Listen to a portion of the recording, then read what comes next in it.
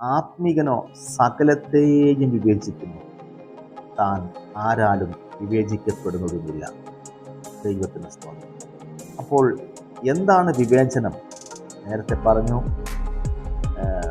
അരിയിലെ കല്ലും നെല്ലും വേർതിരിക്കുന്നത് പോലെ, പതിരും കതിരും വേർതിരിക്കുന്നത് പോലെ, നമുക്ക് മുമ്പിൽ വരുന്ന ഓരോ പ്രശ്നത്തിനകത്തുള്ള നന്മയും തിന്മയും വിവേചനപരം നാം പ്രാപിക്കുവാൻ തയ്യാറാകട്ടെ. അഹിയ പ്രവാചകൻ യൊരോബെയാമിന്റെ ഭാര്യയെ വിവേചിച്ച് മനസ്സിലാക്കി.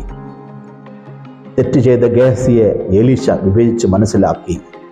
അതുപോലെ തന്നെ നാം കണ്ടു, ദൈവത്തിന് സ്തോത്രം, ആമേൻ, അപ്പോസ്തലപ്രവൃത്തി 5-ാം അധ്യായത്തിലെ അനന്യാസിനെയും സഫീരയെയും പത്രോസ് വിവേചിച്ച് മനസ്സിലാക്കി.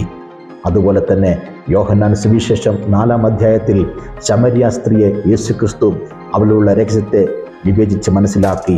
അവസാനം കണ്ടു, അപ്പോസ്തലപ്രവൃത്തി 16-ാം അധ്യായത്തിൻ്റെ 16-ാമത്തെ വാക്യത്തിൽ വെളിച്ചപ്പടത്തിയായി ലക്ഷണം പറയുന്ന പെൺകുട്ടിയെ പൗലോസ് വിവേചിച്ച് മനസ്സിലാക്കി അവളുടെ ബോധത്തെ ശാസിച്ചു.